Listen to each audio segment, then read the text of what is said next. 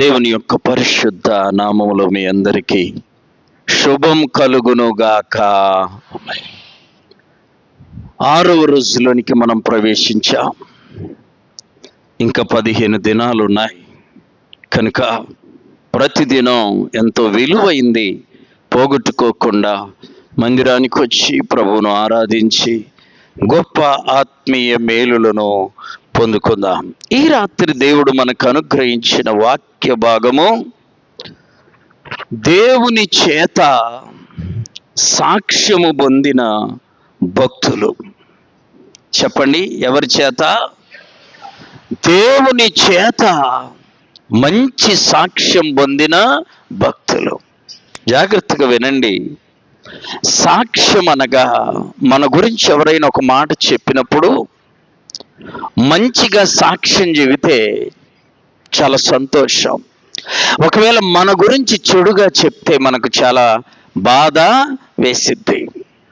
అయితే బైబిల్లో కొంతమంది భక్తులను గురించి దేవుడే సాక్ష్యం చెప్పాడు. ఆమేన్. ఎవరు? దేవుడు చెప్పాడు. సహజంగా మన బంధువులు మన గురించి మంచిగా చెప్పవచ్చు. మన తల్లిదండ్రులు మన గురించి చెప్పండి మంచిగా చెప్తారు, సాక్ష్యం చెప్తారు. మా వాడు చాలా మంచివాడు, మా అమ్మాయి చాలా మంచిది. ఇంకో సత్యం ఏంటంటే వాడికి మంచోడే, చెడు చేసినా మంచోడే. అలాగే వాళ్ళ అమ్మాయి వాళ్ళకి చెడు చేసినా కూడా తల్లిదండ్రులు అమ్మాయి గురించి ఏం సాక్ష్యం చెబుతారో తెలుసా? మా అమ్మాయి చాలా మంచిది. ఇది ప్రతి మనిషి జీవితంలో ఉంటుంది.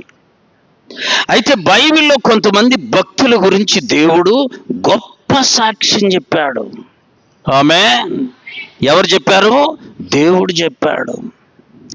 మనం తప్పు చేస్తే మన తల్లిదండ్రులు తప్పు చెప్పకుండా మావాడు మంచోడనే సాక్ష్యము చెప్తారు. ఇది మానవుని యొక్క నైజం. కానీ దేవుడు అలా కాదు. మంచోడైతే చెప్పండి మంచోడనే సాక్ష్యం చెప్తాడు. ఒకవేళ వాడు మంచోడు కాకపోతే దేవునికి ఏమీ మొహమాటం ఉండదు. ఆయన ఉన్నది ఉన్నట్టే చెప్తాడు. మానవులు మన గురించి ఒకవేళ మంచోళ్ళమైన, జాగ్రత్తగా వినండి, చెడుగా కూడా సాక్ష్యము చెప్పొచ్చు. మనము మంచోళ్ళమైనా సరే మన గురించి చెడుగా చెప్పొచ్చు. ఒకవేళ మనం చెడ్డోళ్ళమైనా మన గురించి మంచిగా చెప్పొచ్చు. మనుషులు సాక్ష్యాన్ని మారుస్తారు కానీ దేవుడు ఎన్నడూ మార్చడు. దేవునికి మంచి అయితే మంచే చెప్తాడు, చెడైతే చెడు చెప్తాడు. ఈ రాత్రి వేరి కోరి బైబిల్ అంతా వెతికితే 7 భక్తులు దేవుని చేత శబాస్ అని చెప్పించుకున్నారు. ఆమేన్. దేవుని చేత మంచి సాక్ష్యం పొందారు. ఎవరి చేత? ఎంత అద్భుతం. నేను అనుకుంటాను, మన గురించి ఒకవేళ దేవుడు చెప్పవలసి వస్తే ఏమని చెప్తాడు? మంచివాడని చెబితే చాలా ధన్యులం. దేవుడు మన గురించి మంచి సాక్ష్యం చెబితే మనం ఎంతో ధన్యులం. మానవుల సాక్ష్యం మనకు అక్కర్లేదు. ఈ సాక్ష్యం ఈ బుస పోయిందాకే ఉండిద్ది, తర్వాత పనికి రాదు. దేవుని యొక్క సింహాసనం ఎదుట నిలువబడినప్పుడు ఆయన ఎదుట మనుషులు ఇచ్చే సాక్ష్యము చెల్లదు. నీ క్రియలు నీ గురించి సాక్ష్యం ఇస్తాయి, నీ పనులు నీ గురించి సాక్ష్యం చెబుతాయి. కాబట్టి ఈ రాత్రి కొంతమంది భక్తుల జీవితాలు మనం చూస్తే దేవుడు ఆ భక్తుని గురించి గొప్ప సాక్ష్యం చెప్పాడు. చూడండి, యోబు గ్రంథం 1వ అధ్యాయము 8వ వచనం. అందుకు యెహోవా, నీవు నా సేవకుడైన యోబు సంగతి ఆలోచించితివా? అతడు యథార్థవంతుడు, న్యాయవంతుడునై దేవుని యందు భయభక్తులు కలిగి చెడుతనమును విసర్జించినవాడు. చూడండి అమ్మా, ఆ మాట చూడండి, జాగ్రత్తగా వినండి. భూమి మీద అతని వంటి వాడు ఎవడు? చెప్పండి, ఎవరు చెప్తున్నారు ఈ మాట?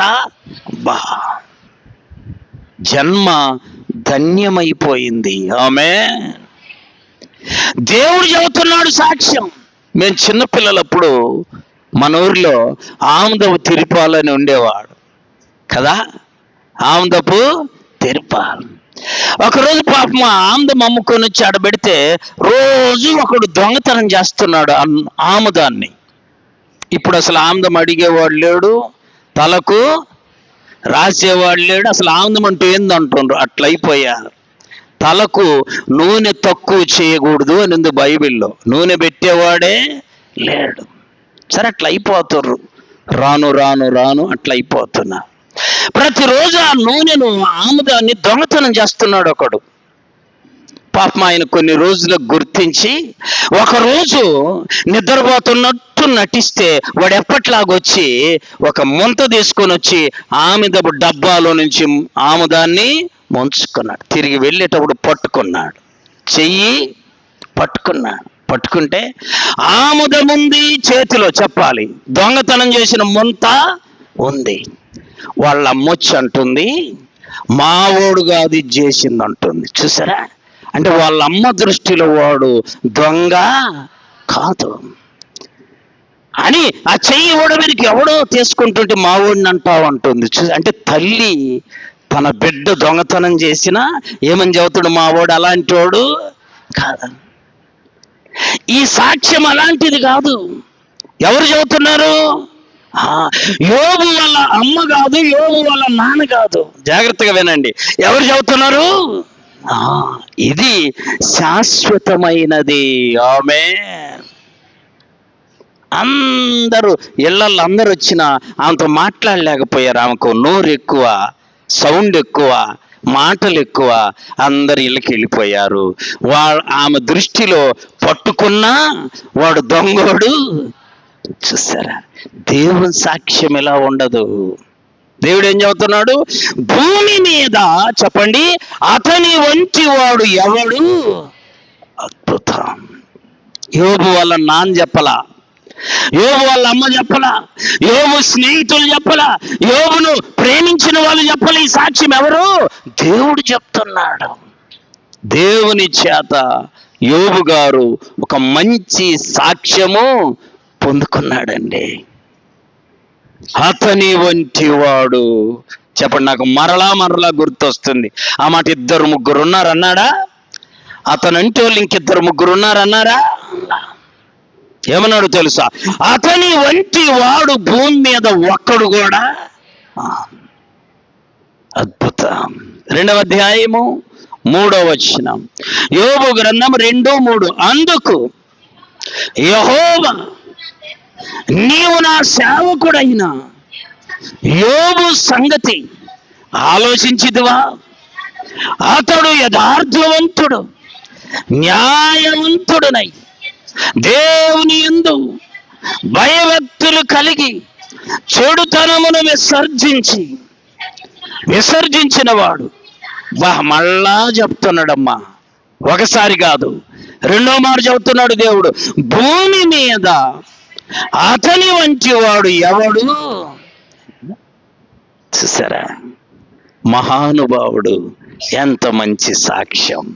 బంధువుల చేతనా కాదు, స్నేహితుల చేతనా కాదు, తల్లిదండ్రుల చేతనా కాదు, ఎవరి చేత? సాక్షాత్తు సర్వ సృష్టికర్త అయిన దేవుని చేత ఒక మంచి సాక్ష్యం పొందుకున్నాడు. ఏమన్నా తెలుసా? భూమి మీద అతని వంటి వాడు ఎవడు? ఎంతమంది ఉన్నా యోబు తర్వాతనే గాని యోబు ముందుకు రావడానికి గొప్ప సాక్ష్యం పొందాడు. అలాంటి ఆయన జీవితంలోనికి శోధనలు వచ్చాయి. ఆమె ఇక నీకు నాకు రావడం పెద్ద గొప్ప? చెప్పండి అమ్మా. దేవుడు మెచ్చుకున్న ఆయన జీవితంలోకే భయంకరమైన శోధనలు వచ్చాయి. మరి మనకెందుకు రావు? మనకు కూడా వస్తాయి. చూడండి, యోబు గారు అంత శ్రేష్టమైనటువంటి సాక్ష్యము పొందితే ఆయన ఇంటిలోకి శోధన వచ్చింది. ఒంటిలోకి, చెప్పండి, శోధన ఇంటిలోకి వచ్చింది, ఒంట్లోకి వచ్చింది. ఒంట్లోకి వస్తేనే తట్టుకోలేం మనం. కానీ యోబు గారు ఇంటిలోకి వచ్చినా ఒంటిలోకి వచ్చినా దేవుణ్ణి విడిచిన వాడు, అక్కడే రాయబడింది, నిష్కారణముగా, చదువుమా 2వ అధ్యాయం తర్వాత, అతనిని ఏ కారణము చేత, నిష్కారణముగా అతనిని పాడు చేయుటకు నీవు నన్ను ప్రేరేపించిన అతడు ఇంకను యథార్థతను వదలక నిలకడగా ఉన్నాడు. ఆమేన్. దేవునికి మహిమ కలుగునుగాక. చూడండి, కారణము లేకుండా నిష్కారణంగా నీవు నా చేత యోబు కీడు చేయించావు సైతానా, అయినా అతడు ఇంకా యథార్థతను వదలలేదు. ఒక రహస్యం చెప్పనా, మనకన్నీ బాగున్నప్పుడు ప్రార్థన చేయడము గొప్ప విషయము కాదు. చెప్పాలి, మనకన్నీ అనుకూలంగా ఉన్నప్పుడు గుడికి రావడం, ప్రార్థన చేయడం, వాక్యం చదవడం పెద్ద గొప్ప కాదు. అన్యుడు కూడా చేస్తాడు. ప్రతికూలతలు వస్తాయే, ఏంటి, అనుకూలత లేని పరిస్థితులు వస్తాయే, అప్పుడు ప్రార్థన చేయగలగాలి.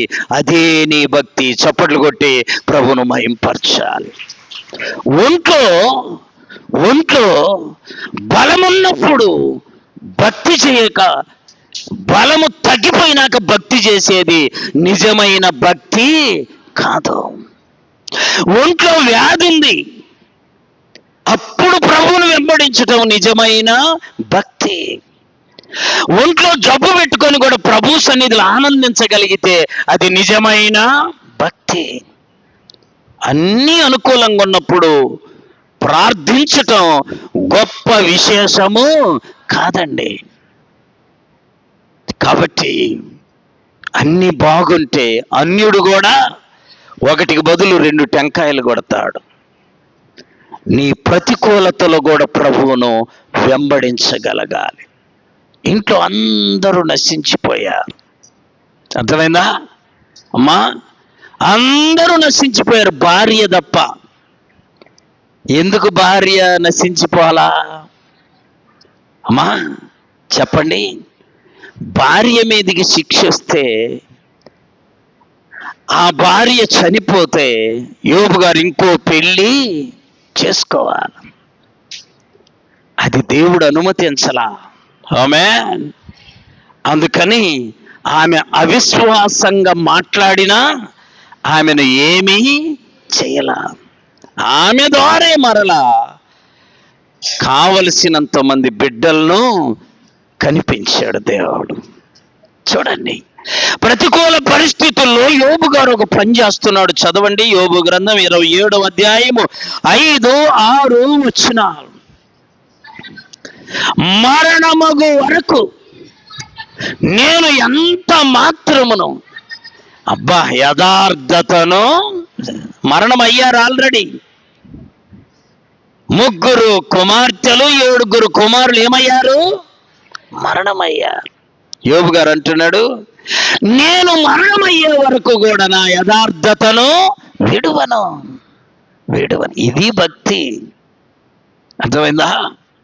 భక్తి అంటే ప్రతికూల పరిస్థితుల్లో కూడా యేసయ్యను వెంబడించడం. చప్పట్లు కొట్టి ప్రభువును మహింపరచాలి. అనుకూల పరిస్థితుల్లో కాదు. అర్థమైందా? కొంతమందికి తెలియక, ఏందమ్మా ప్రార్థనకు రాలే, అయ్యో జ్వరం వస్తారు, జ్వరం వస్తేనే రావాలా? ఆమేన్. జ్వరం వస్తేనే ప్రభు యొద్దకు వచ్చి ఆ జ్వరాన్ని బయటికి పంపాలా? ఏందయ్యా రాలేదు? కాళ్ళు నొప్పి వస్తేనే రావాలా? ఆమేన్. ఇంకా నీ కాళ్ళు నొప్పి అన్ని బాగుంటూ వచ్చేది పెద్ద విశేషమేమీ కాదు. యోబు గారికి అప్పటికి 10 మంది చనిపోయారు ఇంట్లో. ఆయన ఏమంటున్నాడో తెలుసా? నేను చనిపోయే వరకు నా యథార్థతను దేవుడు ఎంత మురిసిపోతున్నాడో. ఆమె ఎంత మురిసిపోతున్నాడు. యోబు వైపు చూస్తే దేవుడు ఎంతగానో మురిసిపోతాడు. నీ కుమారుడు మంచి మార్గములో ఒక ఉన్నతమైన స్థితిలోకి వెళితే నీకెంత ఆనందమో. ఆత్మీయ జీవితంలో యోబు స్థితిని చూసిన దేవుడు సంతోషిస్తూ ఉన్నాడు. నా కుమారుడు ఎంత గట్టి భక్తి కలిగి ఉన్నాడు. ఇంకొక మాట చూడండి, యోబు గ్రంథం 6వ వచనం కూడా చదువుమా. నా నీతిని విడువక ఏం చేస్తాడంట?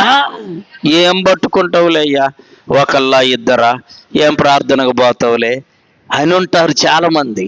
తెలుసా? ఏం పోయిందిలే అయ్యా, ఇవాళ చేయకపోతే 10 మంది చచ్చిపోయి ఉంటే ఆ దేవుడు నీకేం చేశాడు, ఎందుకు పోతావు ప్రార్థనకు? మరణమయ్యే వరకు నా నీతిని విడువక గట్టిగా పట్టుకుంటాడు. అద్భుతమైన ఆత్మీయ స్థితి యోబులో చూస్తాం. 42వ అధ్యాయము 5వ వచనం, యోబు గ్రంథం 42:5. వినికిడి చేత నిన్ను గూర్చిన వార్త నేను వింటిని, అయితే ఇప్పుడు నేను కన్నులార నిన్ను చూస్తున్నాను. యోబు గారికి మనలాగా విన్నాడంట దేవుడు గొప్పవాడు అని. మనలాగా వినికిడంటే చెవులతో విన్నాడు దేవుని కార్యాలను. ఇప్పుడు ఏం చేస్తున్నాడు తెలుసా? కన్నులారా చూస్తున్నాడు. ఒక శ్రమ వస్తే, అయ్యా అమ్మా, ఒక శ్రమ వస్తే శ్రమ తర్వాత అద్భుతమైన ఆనందం ఇస్తాడు దేవుడు నీకు. పెద్ద తుఫాను వచ్చి వెలసినాక ఆహ్లాదంగా ఎలా ఉండిద్దో, విశ్వాస జీవితంలో కూడా ఒక గొప్ప శోధన వచ్చిందంటే దాని వెనకాల దేవుడు గొప్ప మేలును సిద్ధపరుస్తాడు. మెట్టుకు యోబుని గురించి దేవుడు ఏం చెప్పాడు? భూమి మీద చెప్పాలి, అతని వంటి వాడు ఎవడు? అద్భుతమైన సాక్ష్యం.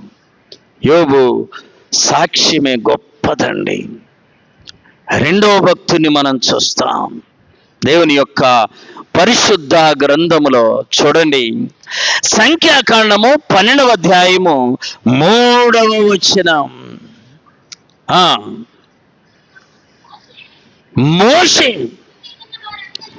భూమి మీద ఉన్న వారందరిలో మిక్కిలి ఎంతమందిలో చెప్పాలా?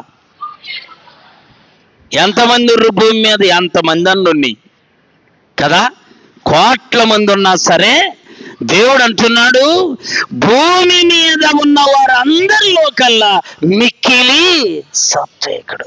ఈ మోషే గారి తల్లి చెప్పిందా? చెప్పాలి, కాదు. తండ్రి చెప్పాడా ఈ మాట? కాదు. ఎవరు చెప్పారు?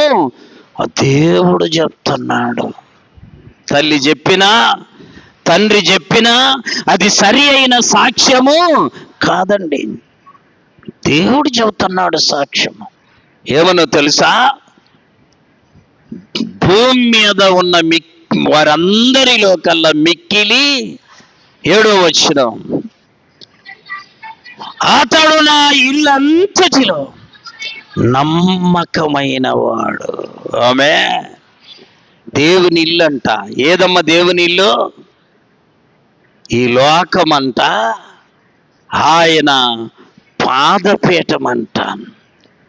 ఆకాశము నా పాదపీఠం, భూమిన సింహాసనం. చూడండి, ఈ భూమి అంతా ఆయన అడుగుపెట్టే స్థలం అండి. ఆకాశము నా సింహాసనము, భూమి నా పాదపీఠం. మరి ఇదంతా ఆయన ఇల్లు. సర్వ సృష్టి దేవుని ఇల్లు. ఈ సర్వ సృష్టిలో మోషే ఎలా ఉన్నాడంట? మిక్కిలి సాత్వికుడు. ఎంతమందిలో అమ్మా? భూమి మీద ఉన్న వారందరిలో. ఎంత గొప్ప ధన్యత మోషే జీవితంలో. మొట్టమొదట ఒక ఐగుప్తీయుణ్ణి చంపాడు. ఒక ఐగుప్తీయుణ్ణి చంపితే ఆ దేశం వదిలి పారిపోవాల్సి వచ్చింది. అది మొదలు మోషే ఎవరిని ఏమైనా చేసిన వాడు కాదు. అందుకు దేవుడు అన్నాడు, మిక్కిలి చెప్పాలి సాత్వికుడు. భూమి మీద ఉన్న వారందరిలో కల్లా మిక్కిలి సాత్వికుడు. చిన్న సాక్ష్యం కాదండి ఇది. మోషే జీవితంలో దేవుని ద్వారా సాక్ష్యం పొందుకున్నాడు. అది గొప్ప సాక్ష్యం. ఆమేన్, ఆమేన్. మనుషుల సాక్ష్యం మారుద్ది, గుర్తుపెట్టుకోండి. మనుషుల సాక్ష్యం మారుద్ది, దేవుని సాక్ష్యము చెప్పాలి మారదు. నేను చెప్తేనే ఒక ఆయన విశాఖపట్నం నల్లగుంటాడు. ఎట్లుంటాడు? నల్లగుంటే అమెరికా పోయిండు, ఒక నెల ఉన్నాడు. అక్కడి నుంచి ఇంగ్లాండ్ పోయిండు, ఇంకొక నెల ఉన్నాడు. అక్కడి నుంచి ఇంకో దేశం పోయి ఇంకొక నెల ఉన్నాడు. ఇంటికి రాగానే భార్య అట్లాగే చూస్తుందంట. ఏందే ఇటు చూస్తున్నావంటే అన్నాడంట, నువ్వయ్యా అన్ని దేశాలు తిరిగావు కదా, కత్తి రంగు మారుతావేమో అనుకున్నాను. ఎన్ని దేశాలు తిరిగిన నీ రంగు మారలేదే. వసి పిచ్చిముండా, మన దేవుడు చెప్పండి మారని నా రంగు కూడా మారదు. చూసారా? మనవి మార్చుకోవచ్చేమో, దేవుడిచ్చే సాక్ష్యం అది మారదు. అద్భుతం. దేవుని ద్వారా మంచి సాక్ష్యం పొందిన మొదటి భక్తుడు ఎవరు? యోబు గారు. భూమి మీద అతని వంటి వాడు ఎవడు? రెండవ భక్తుడు ఎవరు? మోషే. భూమి మీద ఉన్న వారందరిలో మిక్కిలి సాత్వికుడు. మోషేని గురించి ఎన్ని మంచి లక్షణాలు. మోషే మీద ఎదురు తిరిగిన వాళ్ళ దగ్గర మోషే సాగిలపడ్డాడు. ఆమేన్. మోషేకి ఎదురు తిరిగితే వాళ్ళ దగ్గర నువ్వు సాగిలి పడతావా? నిన్నెవరైనా తిడితే వాని దగ్గరికి వెళ్ళి నువ్వు సాగిలి పడతాం? పడం మనం. మోషేలో అంత సాత్వికత. 9వ అధ్యాయము ద్వితీయోపదేశకాండం 18వ వచనం. ద్వితీయోపదేశకాండము 9:18. మీరు యెహోవా దృష్టికి ఆ చెడు నడత నడిచి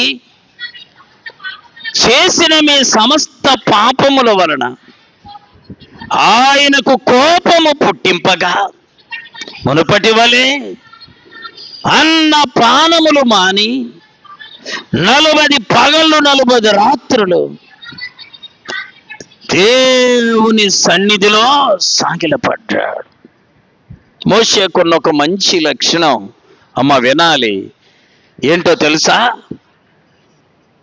ఏ సమస్య వచ్చినా దేవుని దగ్గరికి వెళ్ళి ఉపవాసం ఉండి 40 దినాలు ప్రభు సన్నిధిలో సాగిలపడతాడు. చప్పట్లు కొట్టి ప్రభును మహింపరచాలి.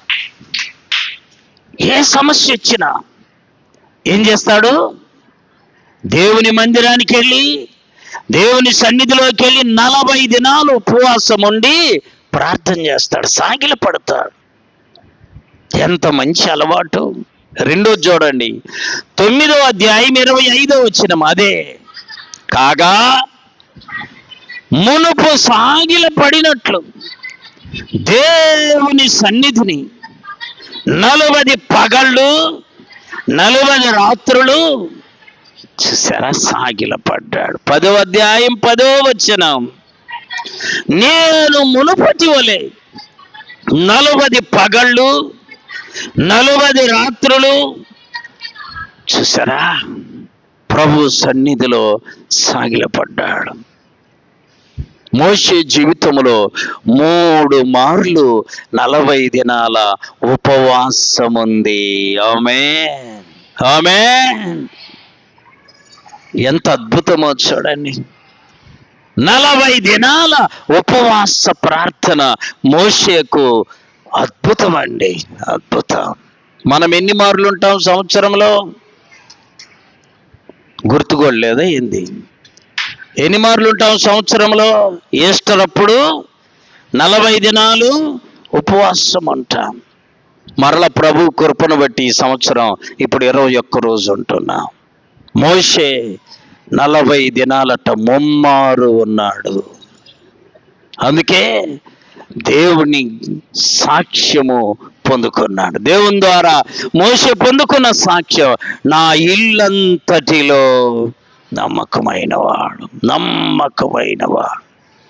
దేవుని ఇంట్లో నమ్మకత్వం సంపాదించుకుంటే మోషే జీవితం ధన్యమైపోయింది. సంఖ్యాకాండం, నిర్గమకాండం 17వ అధ్యాయం 11వ వచనం.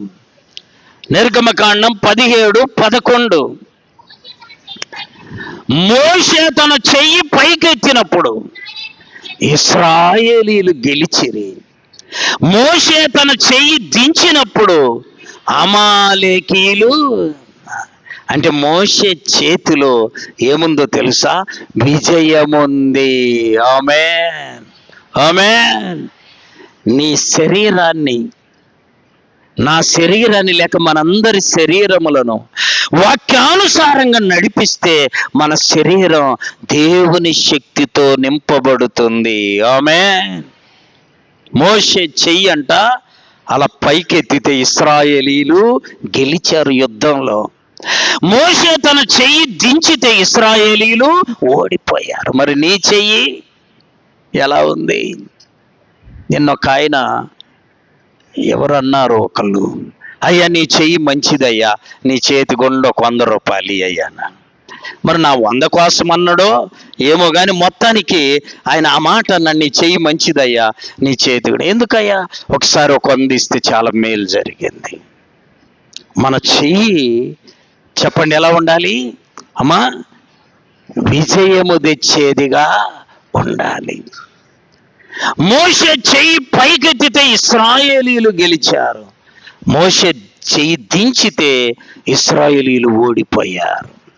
చూసారా? అంటే మోషే చేతిలో దేవుని శక్తి నుంచాడు. గుర్తుపెట్టుకోవాలి. ఎలా వచ్చింది ఆ శక్తి? ముమ్మారు దీన్ని పండుకుంటేనా? కాదు. ఎలా వచ్చింది ఆ శక్తి?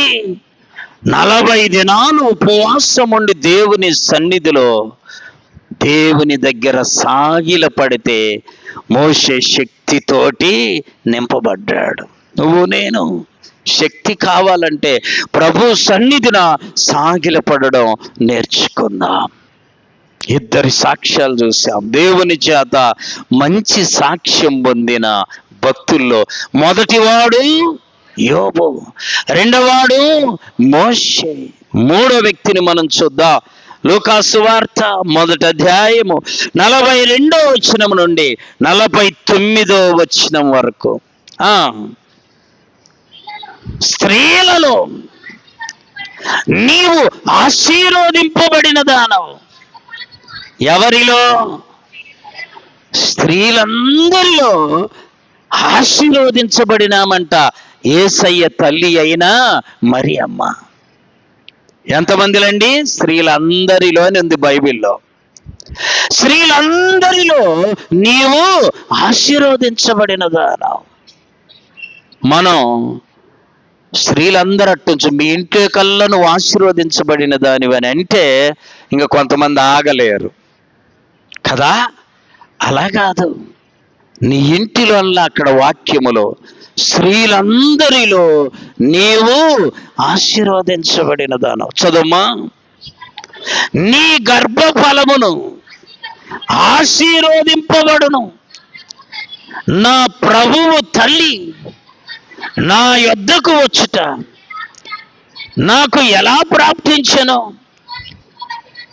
ఇదిగో నీ శుభవచనం నా చెవిన పడగానే నా గర్భములోని శిశువు గంతులు వేశాడంట. యోహాను గారి తల్లి ఎలిజబెత్ అమ్మ. చెప్పండి ఎవరు? యోహాను గారి తల్లి పేరు ఎలిజబెత్ అమ్మ. యోహాను గారు తల్లి గర్భవతిగా ఉన్నప్పుడు మరియమ్మ ఆమె దగ్గరికి వెళ్తుంది. వెళ్ళినప్పుడు మరియమ్మ పలుకు మాట వినగానే ఎలిజబెత్ అమ్మ గర్భములో ఉన్నటువంటి శిశువైన యోహాను గారు గంతులు వేశాడంట. ఆమేన్. అందుకనే డాక్టర్లు ఏం చెప్తారంటే ప్రెగ్నెంట్గా ఉన్నప్పుడు దిగులు పడకూడదట, ఏడవకూడదట, అమ్మా కుళ్ళుకోకూడదు, సంతోషంగా ఉండాల. అప్పుడు లోపలున్న శిశువు కూడా సంతోషంగా ఉంటుంది. ఇవన్నీ మాకు తెలుసులే అంటారు మీరు కదా. వాక్యములో రాయబడింది, మరియమ్మ తల్లి మాట వినగానే ఎలిజబెత్ అమ్మ గర్భములోని శిశువై ఉన్న యోహాను గారు గంతులు వేశాడు. ఇంకా చదువుమా. ప్రభువు ఆమెకు తెలియజేయించిన మాటలు సిద్ధించును గనుక ఆమె ధన్యురాలు. మరియమ్మ ఎంత ధన్యురాలు. ఇటలీకి వెళితేనట, ఇటలీలో మరియమ్మ విగ్రహం ఒకటి పెద్దది సిద్ధపరిచి ఉంటే స్త్రీలందరూ వెళ్ళి ఆమె దగ్గర కూర్చొని సాయంకాలం అయ్యేసరికి ఆ పెద్ద బొమ్మ దగ్గర అందరు అక్కడ పాటలు పాడుతుంటే ఒక భక్తుడు అన్నాడు, ఒక ఆయన అక్కడికి వెళ్ళొచ్చి అది చూస్తుంటే పరలోకము దిగి వచ్చిందా అన్నట్లుగా ఉండిద్ది. చూసారా? మీరు కూడా అందరు కలిసి ఒక పాట పాడితే ఎలా ఉంటుంది? ఏడిచినట్టు ఉంటుందా? ఎట్లా ఉంటుంది? చాలా. అయితే మనం పాడేది లేదుగా, ముందోళ్ళు పాడితే వెనకోళ్ళు, వెనకోళ్ళు పాడితే ముందోళ్ళు ఊరుకోవటం. అలా కాదంట. సాయంకాలము ప్రతిరోజు అక్కడ ఒక ఆరాధన జరుగుద్దట. అందరూ స్త్రీలందరూ చేరి పాటలు పాడుతూ ఉంటారు, క్యాండిల్స్ వెలిగించి. అప్పుడంట పరలోకము నుండి దూతలు దిగి వచ్చారా అన్నట్లుగా ఆ దృశ్యం ఉంటుంది. అందుకే మరియమ్మ స్త్రీలందరిలో కల్లా చెప్పండి ధన్యురాలు, ధన్యురాలు. ఇంకా చదువుమ్మా. అప్పుడు మరియా ఇట్లనెను, నా ప్రాణము దేవుణ్ణి ఏం చేస్తుంది? ఘనపరుస్తుంది. ఇవి ఎప్పుడన్నా ఘనపరిచావా? దేవుని నీ ప్రాణంతో ఘనపరిచావా? మరియమ్మ ఘనపరిచింది. ఆయన తన దాసురాలి యొక్క దేన స్థితిని కటాక్షించింది. ఏ స్థితి? దేవునికి బాగా ఇష్టమైంది దేన స్థితి. ఆమె ఏ స్థితి? నువ్వు ఎచ్చులు పడితే యేసయ్యకి అసలు అక్కరే లేదు. దేనంగా ఉంటే ఆయనే నీ దగ్గరికి వస్తాడు. ఇప్పుడు చదవండి యెషయా గ్రంథం 57వ అధ్యాయము 15వ వచనం. మహాగణుడును మహోన్నతుడును పరిశుద్ధుడును నిత్య నివాసియునైన వాడు ఇలా చెప్తూ ఉన్నాడు. ఏమని? నేను మహోన్నతమైన పరిశుద్ధ స్థలములో నివసించువాడను, అయినను వినయము గల వారి ప్రాణమును ఉజ్జీవింప చేయుటకును, నలిగిన వారి ప్రాణమును ఉజ్జీవింప చేయుటకును ఆ వినయము గల వారి యొద్దను దేన మనసు గల వారి యొద్ద నేను నివాసము. అబ్బా, ఎవరి దగ్గరికి వస్తున్నాడు చెప్పాలి. ఎవరి దగ్గరికి? చూడండి, యెరూషలేము వచ్చినప్పుడు అల్లంట యేసు ప్రభు వారు శరీరధారిగా ఉన్నప్పుడు యెరూషలేముకు వచ్చినప్పుడల్లా అమ్మా ఆ మరియా మార్త లాజరు ఇంటికి వెళ్తాడు. ఆ ఊర్లో పెద్ద పెద్ద భవనాలు ఉన్నాయి, పెద్ద పెద్ద గొప్పోళ్ళు ఉన్నారు, పెద్ద పెద్ద ధనవంతులు ఉన్నారు. వాళ్ళ దగ్గరికి వెళ్ళేవాడు కాదు ఆయన. మరియా మార్తలు లాజరు, వీళ్ళకి పెద్ద ఇల్లు కూడా కాదు, పూరిల్లు. దేవుడు ఎక్కడికి వస్తాడు? దేన మనస్సు కలిగిన వారి దగ్గరకు. అసలు దేనత్వం అంటేనే దేవునికి ఇష్టం. నువ్వు దేనుడిగా ఉంటేనే దేవుడు చూస్తాడు. చదవండి యెషయా గ్రంథం 66:2. ఎవడు దీనుడై నలిగిన హృదయము కలవాడై నా మాట విని వణుకుతాడో వానిని నేను చూస్తాను. ఆమేన్, ఆమేన్. ఇప్పుడు యేసయ్య మీ ఇంటికి రావాలంటే ఎలా ఉండాలి అమ్మా? లేనిపోని కటౌట్లన్నీ గడితే ఆయనకి ఇష్టం ఉండదు తెలుసా. ఈ క్రిస్మస్ రోజు వస్తుంటే మనం అందరి ఇళ్ళల్లో కూడా సంతోషంగా చేసుకుంటాం. పైన స్టార్లు కడతాం, అన్ని డెకరేషన్లు వేస్తాం. చూడండి, ఒక పాస్టర్ గారు పెద్ద ఇల్లు డెకరేషన్, ఆ స్టార్ అవన్నీ చూసి వేరే ఊరు నుండి వచ్చాడంట. ఆయన వీళ్ళు ఎవరో ప్రార్థన వాళ్ళు ఇంత పెద్ద స్టార్ కట్టారు, ఇంత పెద్ద బంగ్లా ఉంది, ఎంత ప్రార్థన ఉందని లోపలికి వెళ్ళలేకి అందరు కూర్చొని మందు తాగుతుర్రంట. పైన స్టారు కింద బారు అన్నాడంట ఆయన. పైనేమో స్టారు, కిందనేమో బారు లాగా అయిపోయింది. చూడండి, యేసు ప్రభు రావాలంటే నీకున్న ఐశ్వర్యాన్ని చూసి రాడు. దేన్ని చూసి వస్తాడు? దీనత్వం. చెప్పాలి దేంటిది? దీనులమైతే ప్రభు వచ్చి మన దగ్గర నివాసము చేస్తాడు. ప్రభు రావాలంటే మనలో దీనత్వం కనబడాలి, దీనత్వం కనబడాలి. మరియమ్మ అంటుంది, ఈ దాసురాలి యొక్క దీన స్థితిని చూశాడు. చదువమ్మా. దీన స్థితిని చూసెను. లూకా 1. ఆయన తన దాసురాలి యొక్క దీన స్థితిని కటాక్షించెను. నా ఆత్మ నా రక్షకుడైన దేవుని యందు ఆనందిస్తున్నది.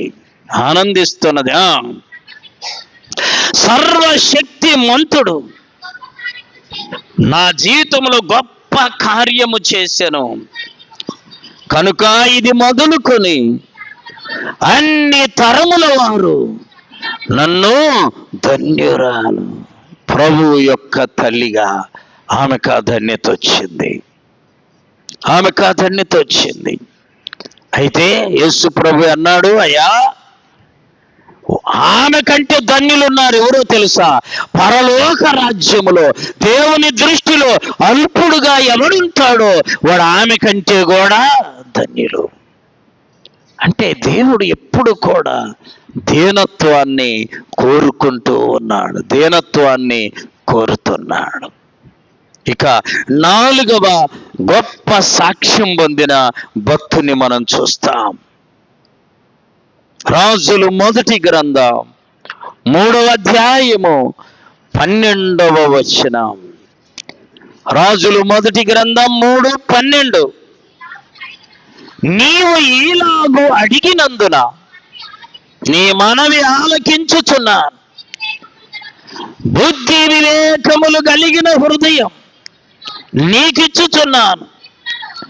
పూర్వీకులలో నీ వంటి వాడు ఒకడును లేడు, ఇక మీదట ఒక్కడు కూడా ఉండడు. ఆమె ఎవరు చెప్పారు ఈ మాట? దేవుడు చెప్పాడండి. సొలొమోనుతో దేవుడు చెప్పాడు. గుర్తుంచుకోవాలి, దేవుడిచ్చిన సాక్ష్యాలు మనం ధ్యానం చేస్తున్నాం. దేవుని ద్వారా గొప్ప సాక్ష్యం పొందిన భక్తుల జీవితాలు. సొలొమోను గురించి కూడా దేవుడు ఆ మాట అంటున్నాడు. ఏమని తెలుసా? నీ పూర్వీకులలో నీ వంటి జ్ఞానవంతుడు లేడు, ఇక భవిష్యత్తులో కూడా ఉండడు.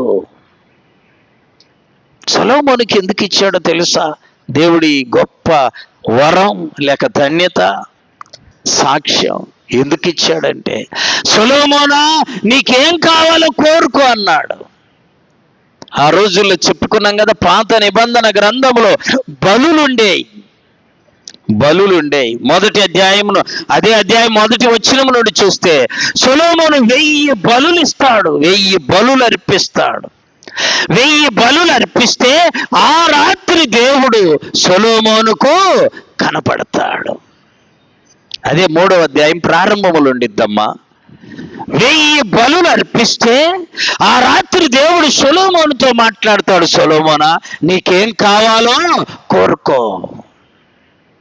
సహజంగా మానవులను ఏం కావాలో కోరుకోమంటే ఏమైనా లెక్కలేనని అడుగుతారు. సొలొమోను ఏమడిగాడో తెలుసా? అయ్యా ఇంత గొప్ప జనం మీద నన్ను రాజుగా చేశావు, వీళ్ళందరినీ పరిపాలించడానికి నాకు జ్ఞానం కావాలి, జ్ఞానం ఇయ్యయ్యా అన్నాడు. ఆమేన్. ఇప్పుడు ఈ రాత్రి ఇంటికి వెళ్ళి పడుకున్నాక మీలో ఎవరి దగ్గరికైనా యేసు ప్రభు వచ్చమ్మా, కూరికపాట్లు పడుకుంటూ నిద్రంతా మానుకొని తిప్పలబడి వాక్యం విన్నావు, సరే మంచిదే, నీకు ఏం కోరుకుందో చెప్పు తీరుస్తానంటే టపా టప టప 10 చెబుతాం మనం, ఈ 10 నాకు తీరవాలయ్యా అని. సొలొమోను అట్టు చెప్పలా, ఒకే ఒక్కటి అడిగాడు. ఏంటది? జ్ఞానము. జ్ఞానం. జ్ఞానం ఎప్పుడైతే అడిగాడు దేవుడు మెచ్చుకున్నాడు. అన్నాడు దేవుడు, అయ్యా నువ్వు శత్రువు ప్రాణాన్ని అడగలా, చదువుమ్మా, దీర్ఘాయువుని అడగల,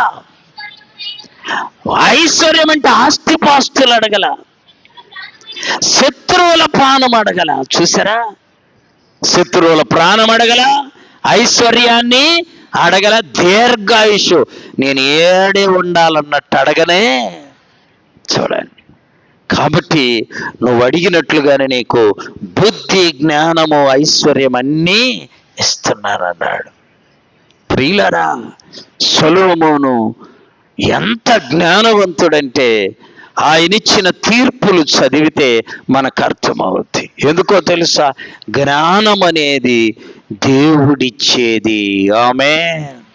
ఆ జ్ఞానం ఎలా వచ్చింది? సామెతల గ్రంథం 9వ అధ్యాయము 10వ వచనం, దేవుని యందు భయభక్తులు కలిగి ఉండుటయే జ్ఞానమునకు మూలం. జ్ఞానం ఎట్లొచ్చిద్దమ్మా? దేవుని యందు భయభక్తులు కలిగి ఉండాల, అప్పుడు జ్ఞానం వచ్చింది. ఇంకా అసలు జ్ఞానం ఎక్కడుంది? దేవుని యొద్దనుంది. కొలసీలకు రాసిన పత్రిక 2వ అధ్యాయం 3వ వచనం, బుద్ధి జ్ఞానముల సర్వ సంపదలు ఆయన యందు గుప్తమై ఉన్నవి. ఆయన యందు గుప్తమై ఉన్నవి. దేవుని దగ్గర ఉంది బుద్ధి, జ్ఞానము, సర్వ సంపదలు. మరి మన జ్ఞానం కావాలంటే ఏం చేయాలి? దేవుడే చెప్పాడు. యాకోబు రాసిన పత్రిక 1వ అధ్యాయం 7వ వచనం, మీలో ఎవనికైనా జ్ఞానము కొదువుగా ఉన్న ఎడల వాడు దేవుణ్ణి అడగాలి, అప్పుడు అది వానికి అనుగ్రహించబడుతుంది. దేవుణ్ణి అడగాలి.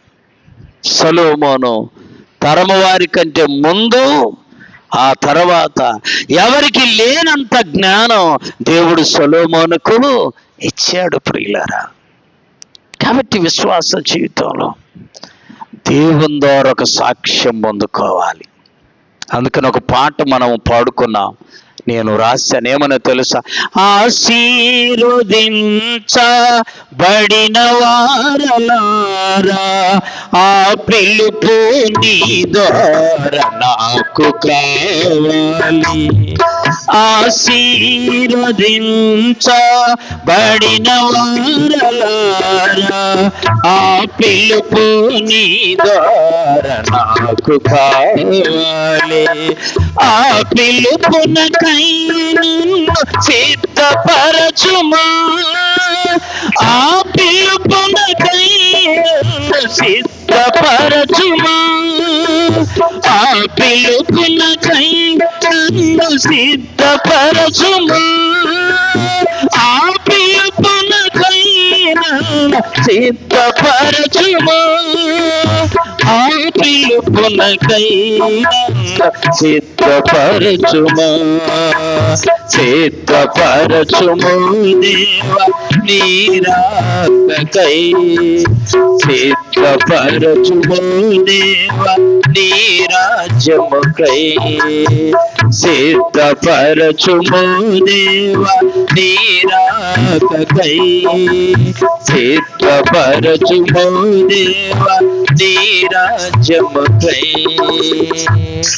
బల నమ్మకమైన మంచి దాసుడా,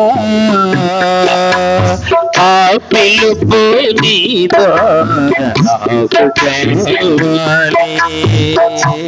బల నమ్మకమైన మంచి దాసుడా, ఆ పిలుపు నీ ద్వారా నాకు కావాలి. ఆ పిలుపునకై నన్ను సిద్ధపరచుము, ఆ పిలుపునకై నన్ను సిద్ధపరచుము, ఆ పిలుపునకై నన్ను సిద్ధపరచుము, ఆ పిలుపునకై నన్ను సిద్ధపరచుము, ఆ పిలుపునకై నన్ను సిద్ధపరచుమా, సిద్ధపరచుము దేవా నీ రాకకై, సిద్ధపరచుమా దేవా నీ రాజ్యముకై. దేవుడు ఆ పిలుపుతో పిలిస్తే చాలు. మనుషులందరూ పిలిచినా మనకు ప్రయోజనమో లేదు. దేవుని యొక్క ఆ పిలుపు కొరకు మనం సిద్ధపడాలి.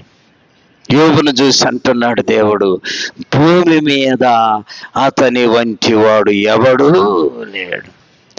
మోషేను చూసి అంటున్నాడు, ఏమనో తెలుసా, భూమి మీద ఉన్న వారందరిలే కల్లా మిక్కిలి సంతేకుడు.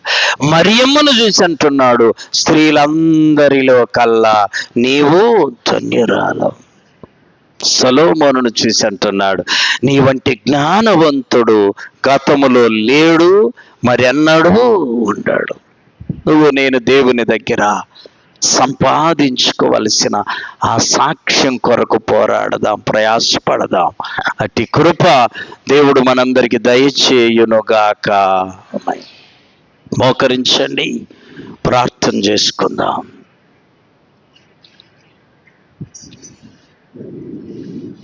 ఇంతవరకు దేవుని మాటలు విన్నా సహోదరుడా, సహోదరి, ప్రభు మనతో మాట్లాడాడు. అందరూ ప్రభు సన్నిధిలో సాగిలపడండి. దేవుని ద్వారా బలానమ్మకమైన మంచి దాసుడని పిలిపించుకోవడం, దేవుని ద్వారా ఆశీర్వదించబడిన వారలారా రండి అని పిలిపించుకోవడం నువ్వు నేను చేయాలి. నీవు నేను అట్టి ధన్యత పొందుకోవాలి. దాని కొరకు మనల్ని మనము సిద్ధపరచుకుందాం.